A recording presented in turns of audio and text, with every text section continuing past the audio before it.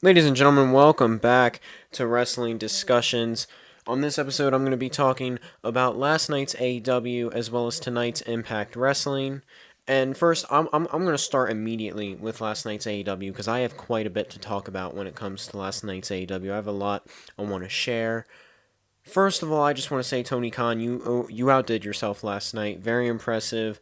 I was very entertained, and I think the audience was very entertained. I think the matches were by far incredible. I've never heard so many "This is awesome" chants in one night in so many different matches. We heard it used in the Bryan Danielson versus Roosh match. We heard it used in the Konosuke Takeshita versus MJF match. The AR Fox and Top Flight versus the Elite. We heard it used multiple times in multiple different matches throughout the night. Very entertaining.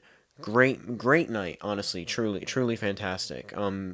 You should be very proud of yourself, Tony Khan. I know, I talk a lot of crap about you. I don't personally see you as someone who's the best when it comes to making a wrestling storyline, when it comes to that of a wrestling promotion. However, you did outdo yourself last night. Major props for that. Major respect for that. Um, I gotta give that one to you. Absolutely, 100%. Now, we saw MJF take on Konosuke Takeshita in an AEW World Championship Eliminator match. Now, if Konosuke Takeshita got the win, he would fight MJF next week for the AEW World Championship. However, unfortunately for Konosuke Takeshita, he did lose last night. But it was a very entertaining match, and I think it benefited Konosuke Takeshita very well. MJF is one of the smartest minds in professional wrestling, and last night he did no shortage of using that smart mind of his to put over Konosuke Takeshita to such an extent while also putting himself over going into this match at Revolution between Bryan Danielson, because that's another thing. Bryan Danielson beat Roosh last night. Bryan Danielson is going to go on to Revolution. Now, for those of you that don't know, I did predict MJF and Bryan Danielson would both win their respective matches, and they did, so major congratulations to both of them for that. On top of that, MJF pulled off a very great match with Konosuke Takeshita. And what was nice about it was MJF was very surprising to me in the sense that, did he do some underhand tactics here and there? Yes. But did he blatantly cheat using the Dynamite Diamond Ring? Did he knock out his opponent? Did he go for a low blow? Any of this or that? Surprisingly, no.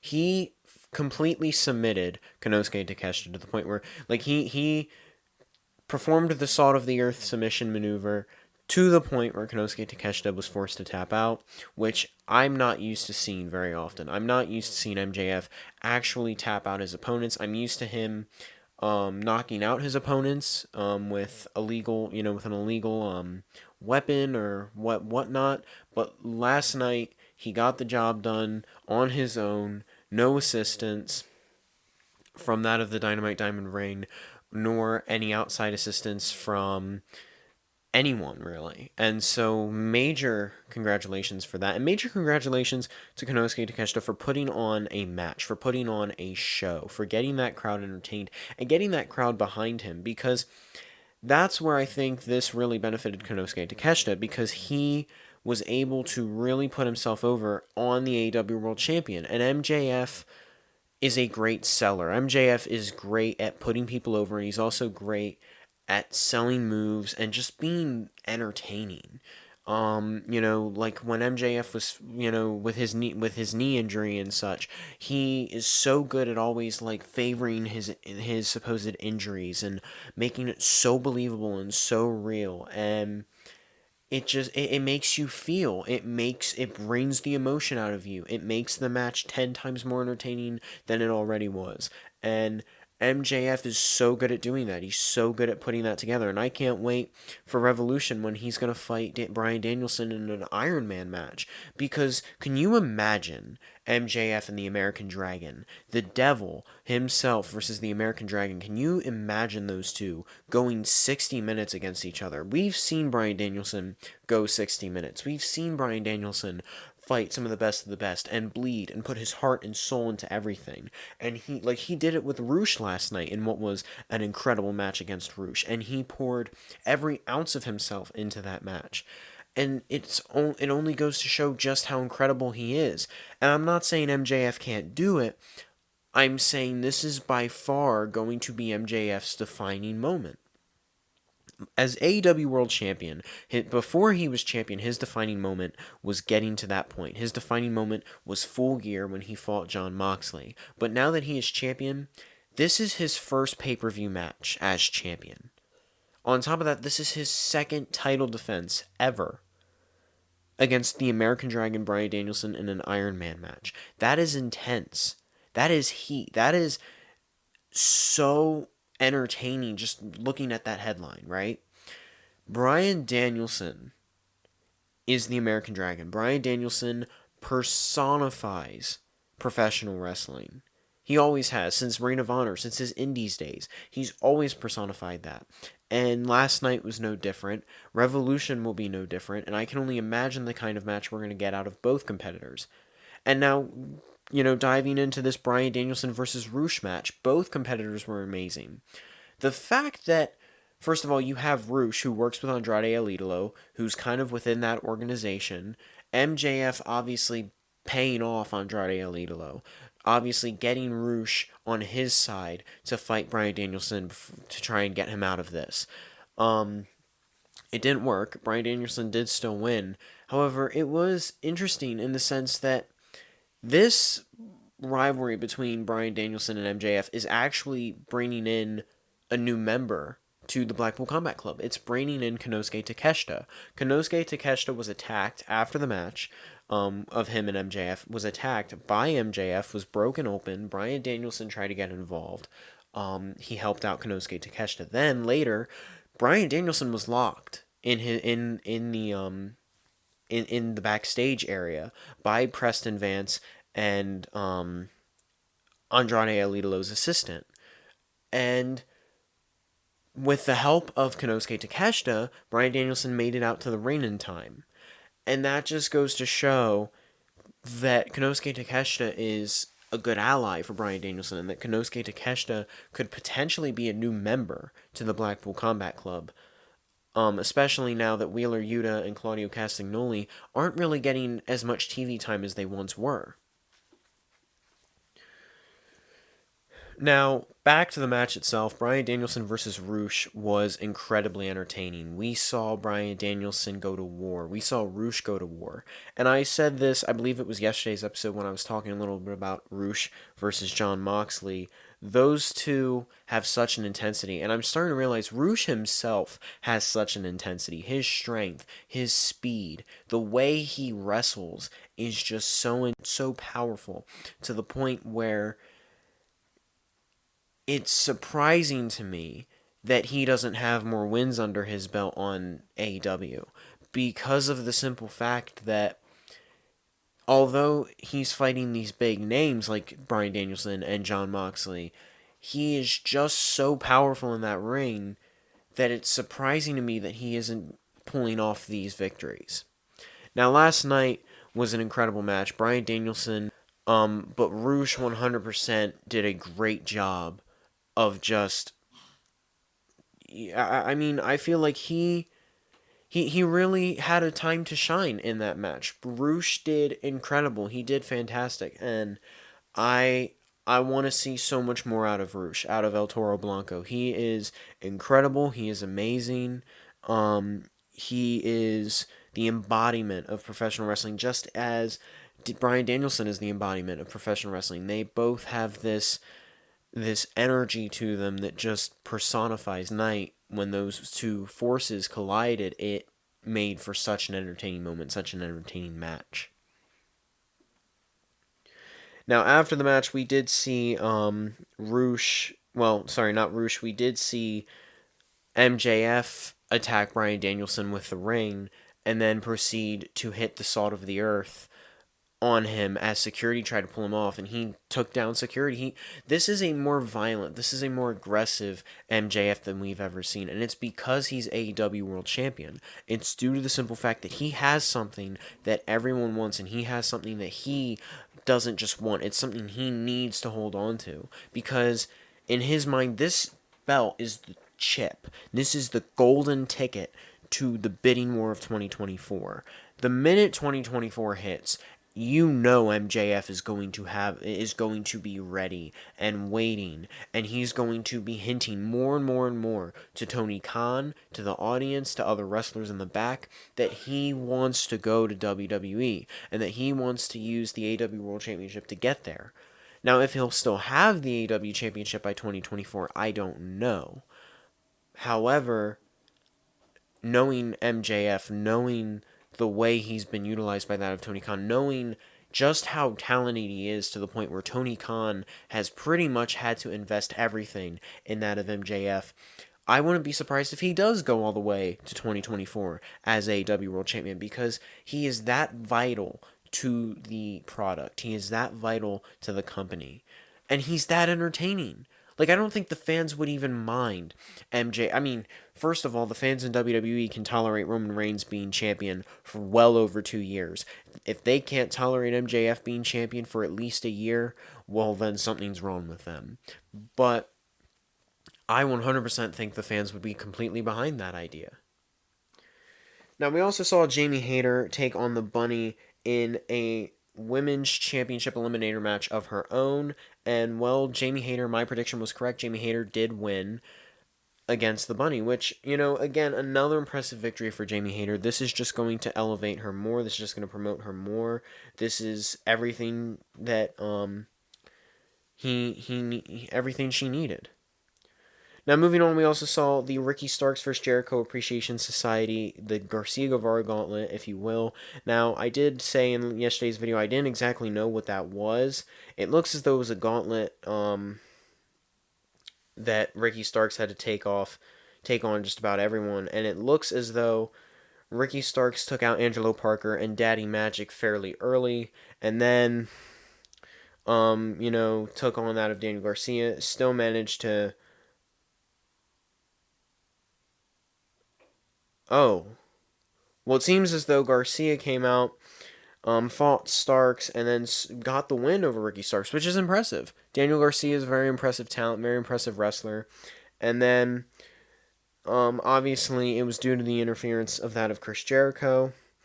Again, I think this is severely going to help both the careers of Ricky Starks, the careers of Daniel Garcia, the careers of Action Andretti, the careers of, Daddy Magic and Cool Hand as well, due to the simple fact that everyone in that match is getting Dynamite TV time. They're getting that Wednesday night TV time, which is important because that's their biggest one, right? Dynamite is their biggest selling point. It's the one that I think is the one that everyone's paying attention to. I think when it comes down to Rampage, people more so try to stay away more so from Rampage and focus more on that of Dynamite. And so if you can secure yourself weekly TV time on Dynamite, you are set. And so far, Ricky Starks and the Jericho Appreciation Society and even Action Andretti have, for the most part, secured weekly TV time on Dynamite.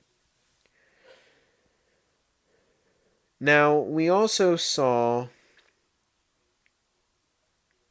for the AEW World Trios Championship, the Elite taking on AR Fox and Top Flight.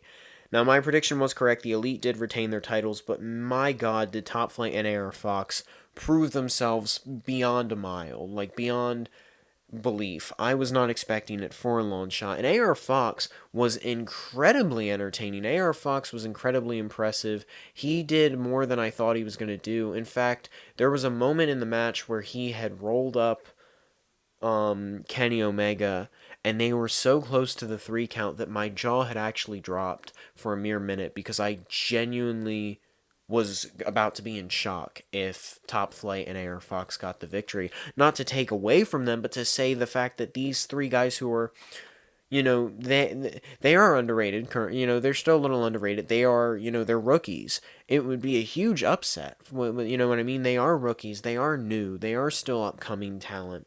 And for them to get a win over the Elite for titles, for the titles, that would be so huge. That would be such an upset. And I think that would be such an underdog move. And I would be all for it. Like, don't get me wrong, I'd be all for it, but it's still shocking to me. And that's where when I saw that, I was about to, like my eyes were about to bug out of my head.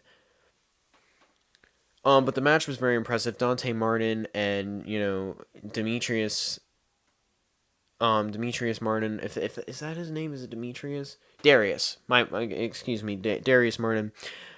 They are both so talented on that reign. And AR Fox did very well against Kenny Omega. Him and Kenny pulled off some very surprising in-ring moves. They really kind of just went in on each other, and there were some spots that I wasn't expecting to be hit. There were some moments that I wasn't expecting to happen. And what I liked the most was the ending, because neither man really got put over, in the sense that it was a crucifix roll up. It was a crucifix roll up. He didn't hit the one-winged angel and then pin him. He didn't submit him. He didn't do any of this or that. It was simply a roll up, and he managed to keep his shoulders on the mat for the 3 count. That is good, because it doesn't necessarily take away from AR Fox and Top Flight, especially since Top Flight had such an impressive victory over that of the Young Bucks how many weeks ago.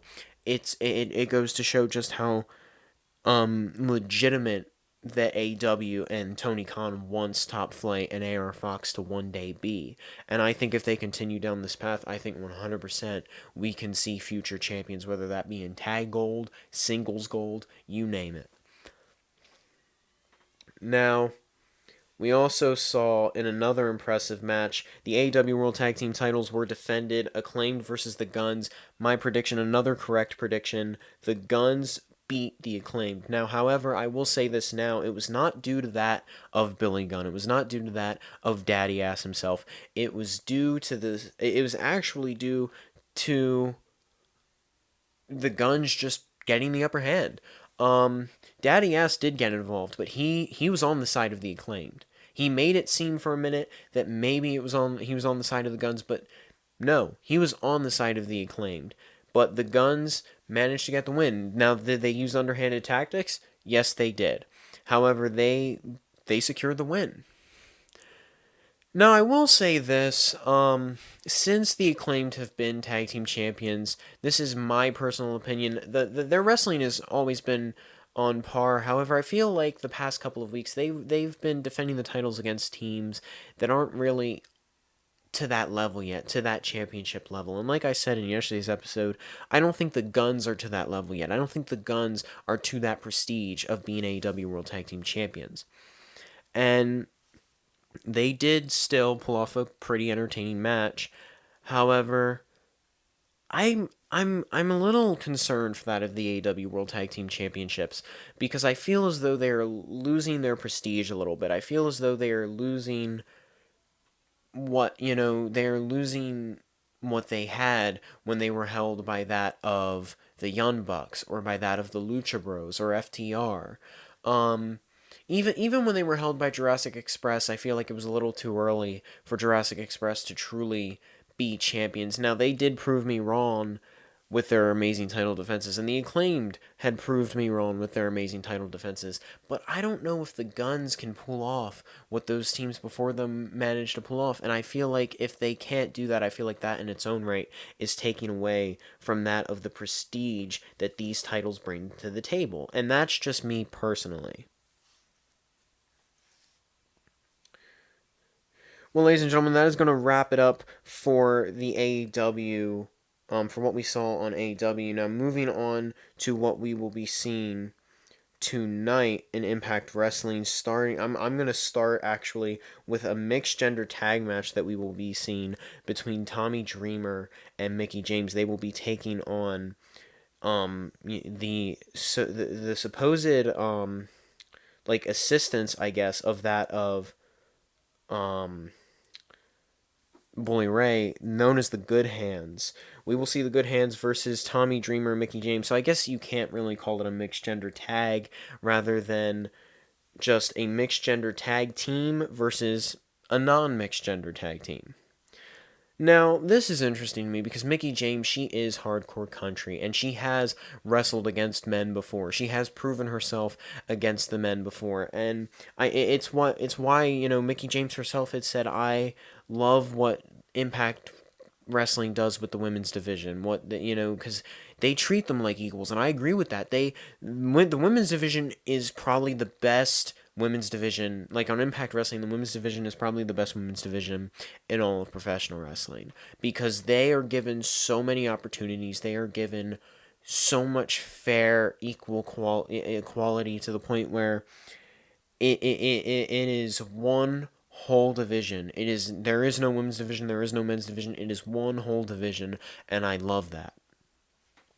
Now, obviously, going into this match, I have to go with Tommy Dreamer and Mickie James. The Good Hands, are they a bad team? Are they bad wrestlers? No. But they are clearly guys that are not ready for the actual victory. They are clearly guys that are simply lackeys. They are simply employees, if you will, for that of Bully Ray. And they are simply going to put on an entertaining match and give Tommy Dreamer and Mickie James the win. And I don't necessarily know what exactly we're going to see when it comes down to this little storyline we've got between Mickie James and Bully Ray, and these past couple of weeks of Bully Ray, slamming down Mickie James, and Mickie James slapping Bully Ray, and these promos of each other going back and forth, and Mickie James telling Bully Ray to get the hell out of Impact Wrestling. I don't exactly know what direction that's going into, but I can only imagine that this is going to end with Tommy Dreamer and Bully Ray having some major hardcore match with one another. And I don't know if I can speak for everyone, but for myself, I can most definitely say I am all for that. Now, we also have got Joe Hendry defending the Digital Media Championship against Matt Cardona. Now, Matt Cardona is a former Digital Media Champion, and this rivalry's been going on a couple weeks now. Matt Cardona and Joe Hendry seemingly been feuding after Joe Hendry found out Matt Cardona wanted his hands on the Digital Media Championship. And Joe Hendry doing what Joe Hendry does best, he got in the head of Matt Cardona using the song that he wrote himself called Edge's B-Word. I don't want to get, well, I'm not monetized, but I don't want the video to get, taken down or whatever, so, I'm going to try and refrain from using too many cuss words, but, yes, he wrote a song, basically saying that Matt Cardona was all he'll ever be is Edge's lackey, which is, I love that in the sense that I love the fact that Impact Wrestling is not afraid to mention WWE. They never have been. They never will be. They've never been scared to mention the names of Vincent Kennedy McMahon. They've never been scared to mention the name of WWE itself. They've never been afraid to mention any single name on WWE. They've never been afraid to mention any single name or any single company in the entirety of professional wrestling. And I think that is absolutely incredible. Now, in terms of predictions, this is a hard one for me to look at and decide because Joe Hendry is the current Digital Media Champion, and I do think Joe Hendry is a great Digital Media Champion. I think this is a great moment for that of Joe Hendry because I think this is severely going to help his career in the future. However, Matt Cardona is an impressive wrestler, and he is an impressive athlete, and at one point was one of the most impressive athletes with all of his Indies titles and his Digital Media title all put together. Now, all that being said, though, I am going to go with Joe Hendry. Due to the simple fact that Matt Cardona has been on a bit of a losing streak these past couple of weeks. And I think Joe Hendry is still so fired up after an incredible victory over Moose at Hard to Kill that he just, he's still kind of soaring through the sky right now. And I don't think Matt Cardona is going to be the one to pull him back down to the ground level quite yet. Now, we also have Steph DeLander versus Jordan Grace. Now, this is an easy one. It's obviously going to be Jordan Grace, at least in my opinion. I don't know much about this Steph DeLander, but I do know Jordan Grace very well. Hands down, could potentially be one of the best knockouts champions in the past couple of years. And I don't see that changing anytime soon besides Mickey James. And so Jordan Grace, I've got to go with Jordan Grace on this one because she's just such an impressive talent. It's obviously got to be her. Now, we're also going to see Taylor Wilde and Killer Kelly take on the Death Dolls. Now, this is interesting because this is a non-title match. And one thing I've noticed is that when it's a non-title match, the Death Dolls seem to lose.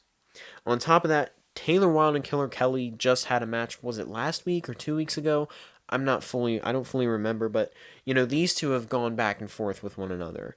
And now they're working as a tag team, which, could be good or bad, because they could have some unsolved issues, but they could also know each other very well to the point where they have a good in-ring chemistry. All that being said, though, I'm going to go with Taylor Wilde and Killer Kelly on this one. I could very well be wrong, but something's just giving me the feeling that these two are going to get the win, and then maybe potentially down the line get a championship match against the Death Dolls.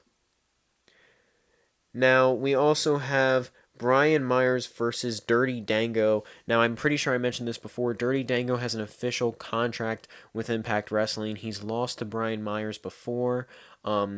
He's fighting him again tonight, and the winner is going to go, this is a qualifying match for the No Surrender number one contender Fatal 4-Way. Now, the winner of that number one contender Fatal 4-Way will fight the winner of the Impact World Championship match between that of Rich Swann and Josh Alexander. Now, obviously, we kind of looked a little bit at the card earlier for the No Surrender qualifiers, and the favorite from what I saw was Steve Maclin. Steve Maclin was kind of the favorite to win.